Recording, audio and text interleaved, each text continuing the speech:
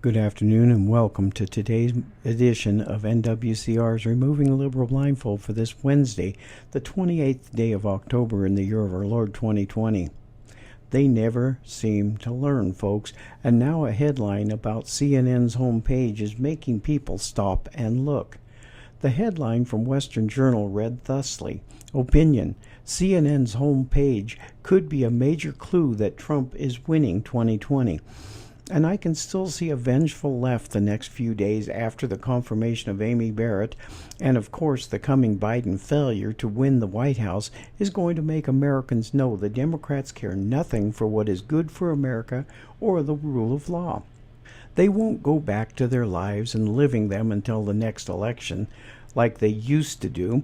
The next 4 years are going to be filled with more of the treasonous acts that we have had over the last 3.5 years, and this is going to continue until the law finally stands up and says, enough is enough. And we are going to have to do this, or these next 4 years are going to be hell, folks. It is often said that the parts a narrator excludes from the story are far more telling than the parts they include. The left-wing establishment media just proved itself far more fearful about the next week's election than it has led on. As sharp-eyed news media consumers pointed out on Tuesday on social media, CNN has conveniently kept recent resurgent inner-city civil unrest as far from its online homepage as humanly possible. The city of Philadelphia saw renewed riots the previous night, stemming from another deadly use of force incident involving law enforcement personnel and a black local. Matt Walsh from the Matt Walsh blog said in a tweet, "No mention of the Philly riots on CNN's homepage. They are going to try to memory hole this thing in real time. BLM is going off script by rioting a week before the election. The media will have to work overtime to cover for them."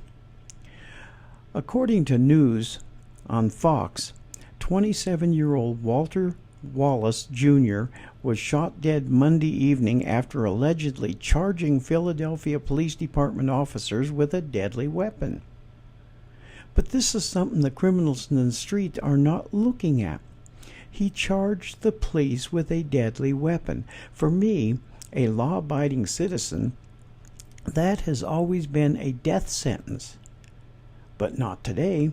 Today it is reason to break laws and riots. Local law enforcement had reportedly been responding to a routine call for service when they arrived to find Wallace wandering the streets of his Cobbs Creek, Philadelphia neighborhood, allegedly waving a knife.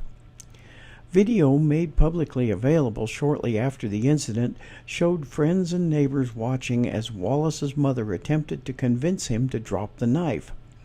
Seeming to avoid her in favor of charging the PPD officers, who could initially be seen backing away, the suspect was eventually shot numerous times. Wallace was then rushed to the hospital by responding officers and quickly declared dead. Violent Black Lives Matter protests erupted in the city shortly after. The resulting riots would leave a series of vehicles set ablaze, several storefronts looted, and double-digit law enforcement injuries, with demonstrators assaulting the police with lobbed objects and even running one officer down in a truck. 91 arrests were reported the following morning, and thankfully all the officers are expected to recover from their various injuries. And now to remove the liberal blindfold here, folks. Now here is what we have here. Above I read from the news article this: Wallace was then rushed to the hospital by responding officers and quickly declared dead. Violent Black Lives Matter protests erupted in the city shortly after. But here is what it should have read.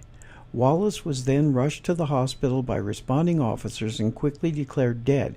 Violent and criminal Black Lives Matter terror groups then took to the streets and riots erupted in the city afterwards. Now, this kind of action that is being allowed now, folks, and even condoned in the press, should not be allowed And it used to not be allowed, folks. And until it is not allowed anymore, it will continue to get worse and worse until the laws will become either non-existent or hard to enforce. And the press is continuing this and condoning this kind of criminal behavior by calling riots happening violent protests. And the longer this kind of mayhem continues, the harder it will become to be the nation of laws that we always have been. Now, granted, there have always been people who will not follow the laws. But what you would always hear in the news in the past was that when they broke the laws, they were captured and put to trial and then convicted of said crimes and then put in prison. But what is going on now is the police are standing down, and the riots and the mayhem that was never allowed before is now being allowed. And the people who are doing this crap are being given the idea that it is their right to break our laws and get away with this. This is not something that will end good for this nation, my friends. If this crap isn't stopped soon and the laws are finally enforced, we are going to become a nation of terrorists where the law-abiding people will have to become criminals just to survive. Now, I don't want this to happen, but if these criminalistic terror groups like BLM and Antifa are allowed to continue to thrive, what we have seen so far will be nothing compared to the mayhem, murder, and lawlessness that is coming.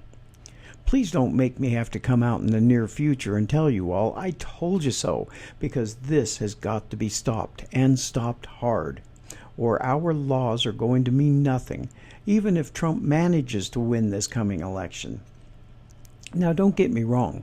If things were going the way they should be, and laws were being enforced and made to be the rule of the day instead of lawlessness like what is happening today, then Trump would definitely win. It would be 100% certainty. But if this lawlessness isn't nipped in the bud here, folks, things are only going to get worse, and we law-abiding people had better be armed and dangerous, or we will cease to exist just as our laws are ceasing to exist as we watch. And Trump is right. Last night, Philadelphia was torn up by Biden-supporting radicals. Thank you all for watching, my patriotic friends, and I will see you again tomorrow with our next daily update. And as a friend of mine used to always say, we will not be ruled. But maybe that should be changed to we should not be ruled, because the way we are going, folks, being ruled is going to be the least of our worries coming down the pike. This is Robert the Infidel for today's NWCR's Removing the Liberal Blindfold, which is brought to you by Conservative Nation Media, where America always wins. Have a blessed day, and God bless you all.